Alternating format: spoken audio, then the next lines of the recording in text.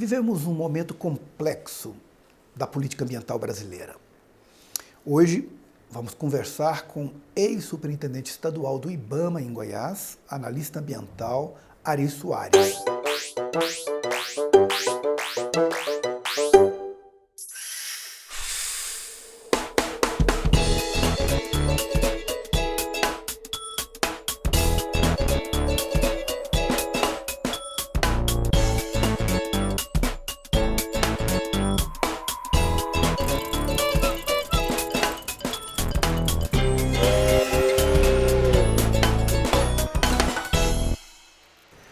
Ari, sua avaliação sobre a política ambiental brasileira. Paulo, eu sempre tive por mim que a política ambiental brasileira, a legislação em si, é uma das mais avançadas do mundo. Qual o pecado que nós cometemos no decorrer dos tempos? A gente trabalhou muito a proteção e pouco o manejo, pouco o uso dos recursos naturais. Eu, por exemplo, sou um defensor que o manejo cinegético, que é a questão do controle de algumas espécies pela caça, isso tem que ser discutido. Este é um dos debates que é sempre tangenciado. Fala mais sobre o manejo cinegético, Ari. Olha, a gente tem experiências no mundo todo, não é, sobre o que é você controlar determinadas espécies pela caça, que é o manejo cinegético. Porque o que erramos nas estratégias foi de discutir a caça e não o manejo. E erramos por quê? Porque nós somos tímidos e a maioria se acovardou nesse discurso.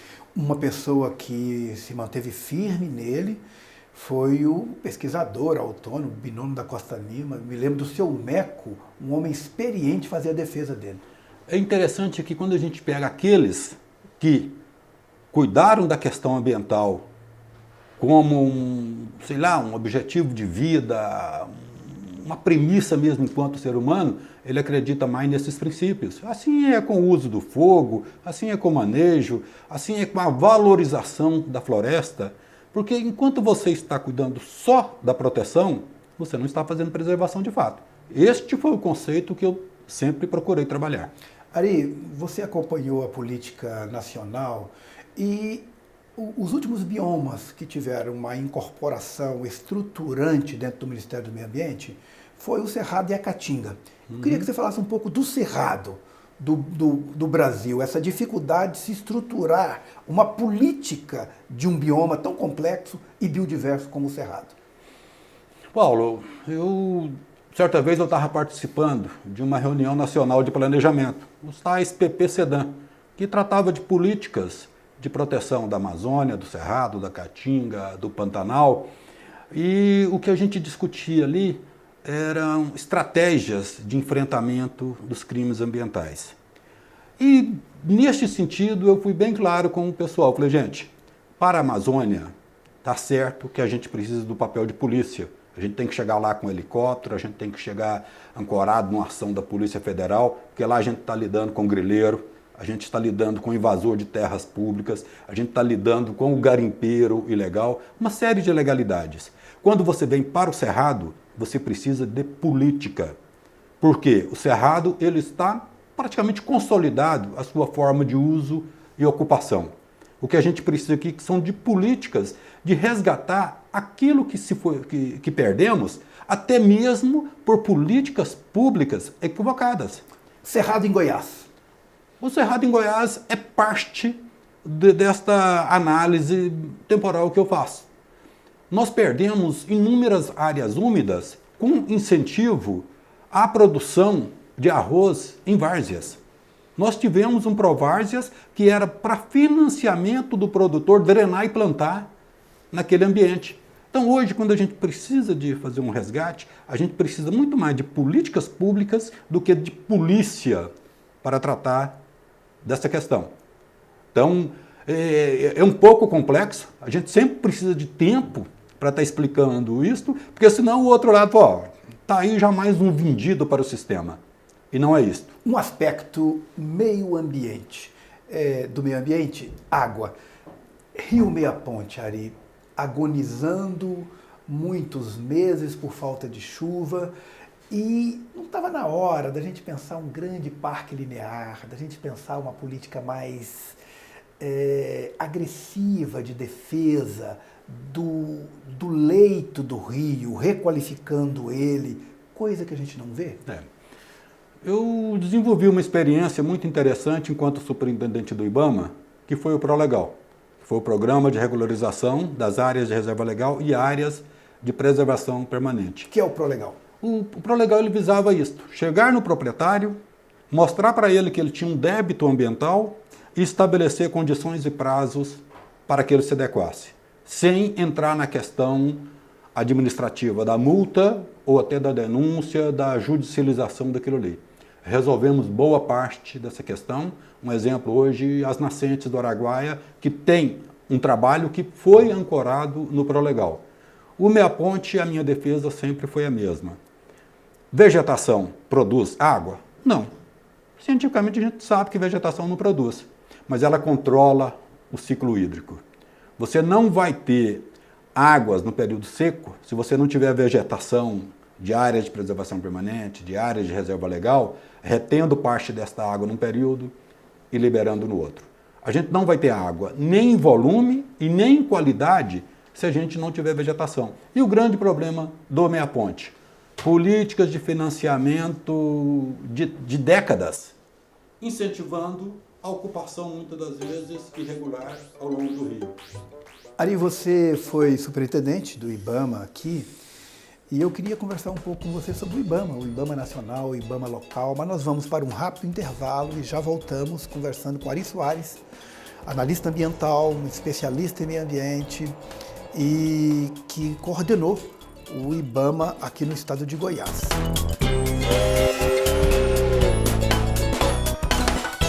Que mundo podemos deixar para as futuras gerações?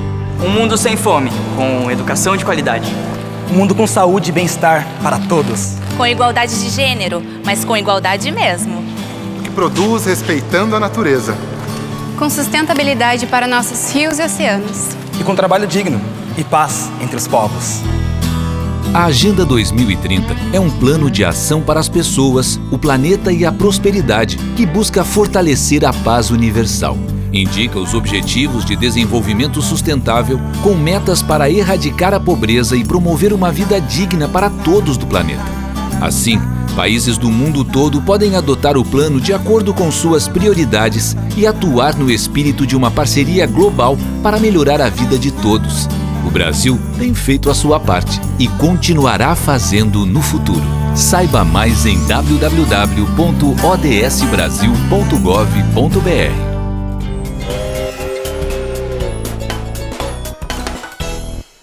IBAMA, a situação do IBAMA, a sua avaliação? Uma situação, no momento, extremamente crítica.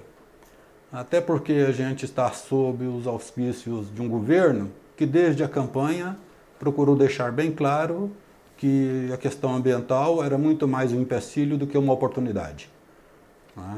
Ele foi useiro e vezeiro de frases tipo: o IBAMA não vai continuar sendo uma indústria da multa.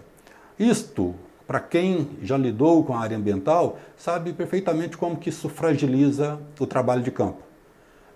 É a multa, é o embargo que vai resolver a questão ambiental? Não. Isso, desprovido de uma políticas públicas de reversão de certos processos, isso não vai resolver.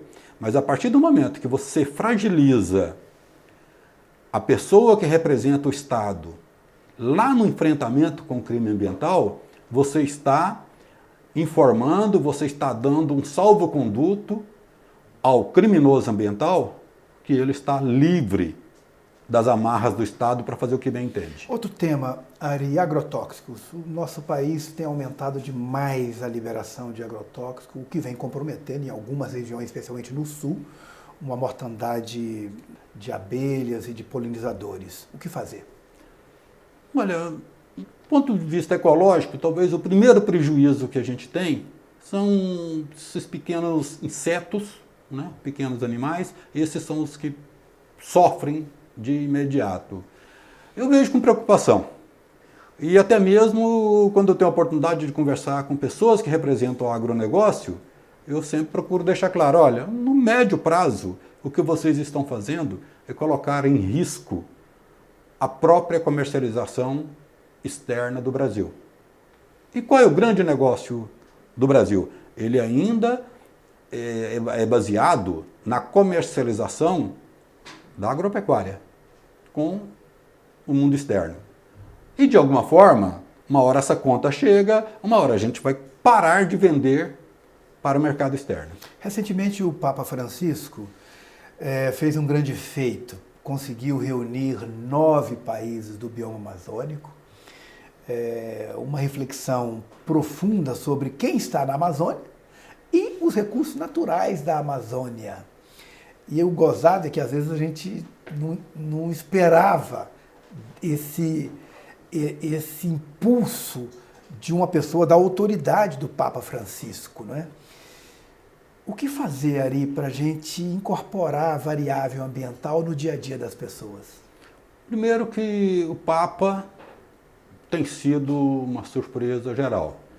A gente defrontar com um argentino que tem a humildade daquele Papa, por si só, já é uma diferença. E o interessante é que a gente vive um momento de politização das tendências religiosas, onde o Papa chega e coloca as coisas na mesa.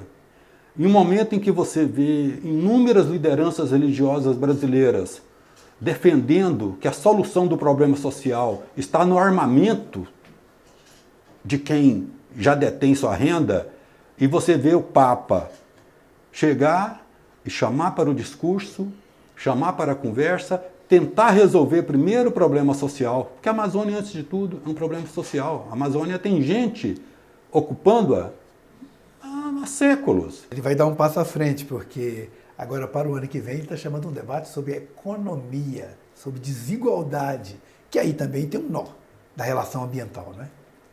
É um nó que, havendo disposição política, ele se desfaz com facilidade. Alguns teóricos do mundo econômico eles já estão falando, olha, o capitalismo como a gente conhece, ele já deu o que tinha que dar. É preciso você fazer conciliação de interesses. O comunismo, como tantos apregoam por aí, com medo, né? Apregoam com medo. Porque quem vive de fato as premissas do comunismo não tem esse medo maluco que se instalou na sociedade, que eu tratar o outro com respeito, dar o direito que o outro tem de alimentar, de morar, de usar um bom transporte coletivo, na cabeça de muitos hoje, isso é comunismo. Ari, nós somos de uma geração do pensar globalmente e agir localmente. Eu lhe pergunto, o que fazer com os municípios? Como resgatar políticas públicas locais de proteção ambiental? Paulo, tanto você quanto eu, acho que a gente participou ativamente desses discursos e a gente vem de um momento em que o Estado, a questão ambiental, ela era verticalizada, ela era de cima para baixo. Desde a edição da Lei Complementar 140, que tentou colocar um pouco de luz nesse processo, de estabelecer com clareza as competências do município, do Estado e da União, a gente vem tentando fazer esses ajustes. E, no meu entender, não há democratização de políticas ambientais sem a participação efetiva do município. Ou seja, de baixo para cima. É de baixo para cima. É no município que está instalado um empreendimento que vai gerar renda, mas que também vai impactar o ambiente. É no município que está instalado a escola que vai educar ou que vai encaminhar para outros caminhos.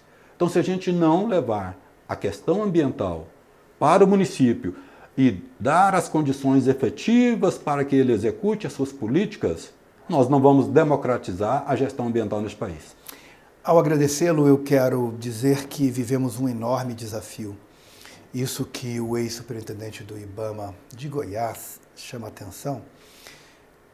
A gente vive no município, portanto, é fundamental que o município tenha o seu órgão, se não o órgão, a sua política de meio ambiente, claro, integrado à educação, à saúde, à agricultura, mas nós precisamos reestruturar a política a partir da localidade, a partir do desenvolvimento local. No dia que a gente conseguir fazer isso, a gente vai fazer uma conversa com o regional, uma conversa com a nacional e uma conversa global. Até! Nossa dica de leitura de hoje é o livro Educação Ambiental, Dialogando com Paulo Freire. Vale a pena conferir!